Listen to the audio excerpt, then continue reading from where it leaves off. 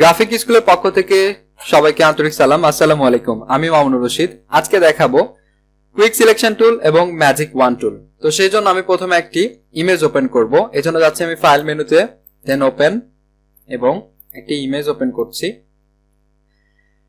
তো প্রথমে আমি যাব টুলবারে। টুলবার থেকে আমরা দেখতে পাচ্ছি এখানে রয়েছে কুইক সিলেকশন টুল এবং ম্যাজিক ওয়ান টুল। কুইক সিলেকশন টুলের কি কাজ আমরা এটা একটু দেখব। তো পাশে আমরা দেখতে পাচ্ছি ডাব্লিউ লেখা, এটা হচ্ছে ডাব্লিউ হচ্ছে শর্টকাট। আমরা চাইলে যে কোনো টুলে থেকে যদি আমরা কিবোর্ড থেকে ডাব্লিউ প্রেস করি তাহলে আমরা কুইক সিলেকশন টুলে চলে আসব, এবং সেটি যদি আমার এটা সিলেক্ট থাকে তাহলে এটাই প্রথম এখানে শো করবে। আচ্ছা, আমি যদি এটা ম্যাজিক ওয়ান টুলটা যদি এখানে সিলেক্ট রাখি এন্ড আমি অন্য একটা টুলে যাই, এবার দেখেন আমি যদি ডাব্লিউ প্রেস করি তাহলে কিন্তু আমার ম্যাজিক ওয়ান টুলটা এখানে শো করবে, কারণ এটা আমি লাস্ট যখন এটা কাজ করেছিলাম তখন ম্যাজিক ওয়ান টুলের কাজ করেছিলাম। এইভাবে আসলে একটি টুলের মধ্যে যখন দুইটি টুল থাকে তখন এইভাবে আসলে কাজ করে, ডাবলটা শর্টকাটটা কাজ করে। যাই হোক, আমি কাজ করব এখন হচ্ছে কুইক সিলেকশন টুল নিয়ে। কুইক সিলেকশন টুল যখন আমরা সিলেক্ট করছি তখন আমরা দেখতে পারবো যে এটি আসলে কাজ হচ্ছে সিলেকশন করা। তো সিলেকশনটা আসলে কিভাবে হয়ে থাকে দেখেন, আমি জাস্ট এখানে ড্র্যাগ করব, একটি কালার বেস করে এটা আসলে হবে। এটি আসলে পিক্সেল ওয়াইজ আপনাকে সিলেক্ট করবে। দেখেন আমি এখানে ড্র্যাগ করছি, তো আমাকে এখানে পিক্সেল ওয়াইজ নিচে যে কালারটা রয়েছে রেড কালারের মতো, তো এই কালারটার সাথে আসলে এটা সেট হয়ে যাচ্ছে। ওকে, আমি জাস্ট শুধুমাত্র মাউস চেপে রেখেছি এবং এখানে ড্র্যাগ করছি, তো আমার এটুকু দেখেন সিলেকশন হয়ে গিয়েছে। আমি চাইলে কিন্তু এটা কিন্তু একটা কালার ব্যালেন্স দিয়ে কিন্তু এটা কালার একটা চেঞ্জ করতে পারি। যেমন আমি জাস্ট এখানে যদি আপনাদেরকে দেখাই, কালার ব্যালেন্স সম্পর্কে নেক্সট টিউটোরিয়ালে এটা আলোচনা করা হবে। তারপরে আমি এই টিউটোরিয়াল দেখাই যে এরকম করে সিলেকশন তৈরি করে আপনি কি ধরনের কাজ করতে পারেন। ওকে, তো কালার ব্যালেন্স থেকে আমি যদি জাস্ট একটু দেখেন কালার যদি চেঞ্জ করি তাহলে আমরা দেখেন বুঝতে পারছি যে অনেকটা কাজ করছে, সেটা অবশ্যই স্মুথলি অনেক কাজ করবে। এইভাবে আপনি ইমেজ অ্যাডজাস্টমেন্টের কাজগুলো করতে পারেন।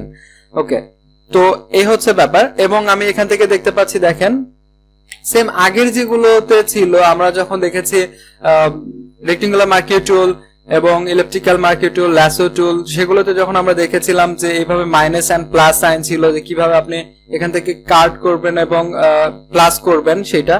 তো এটার জন্য আপনাকে অবশ্যই এখানে আপনি দেখতে পারবেন যে আমার এখানে সিলেকশন বেশি হয়ে গেলে আপনি এটা মাইনাস সিলেক্ট করতে পারেন, অথবা আপনি চাইলে কিবোর্ড থেকে শিফট প্রেস করে কিন্তু এটা মাইনাস সাইন থেকে প্লাস সাইন এবং প্লাস সাইন থেকে মাইনাস সাইনে যেতে পারেন। আমি দেখেন এখন কিবোর্ড থেকে শিফট প্রেস করছি।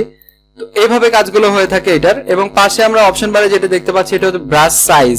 চাইলে আপনি এখান থেকে ব্রাশের সাইজটা বাড়াতে পারেন, কমাতে পারেন, অথবা আপনি যদি চান যে আপনি এখান থেকে সাইজটা বাড়াবেন না, এটা আপনি চাইলে কিবোর্ড থেকে বাড়াবেন, সেক্ষেত্রে আপনাকে সাইজটা কমাতে হলে আপনাকে চাপতে হবে থার্ড ব্র্যাকেট যেটা স্টার্টিং সেটা চাপলে আপনার এটা কমবে, এবং থার্ড ব্র্যাকেট যেটা এন্ডিং সেটা চাপলে এটা বড় হবে।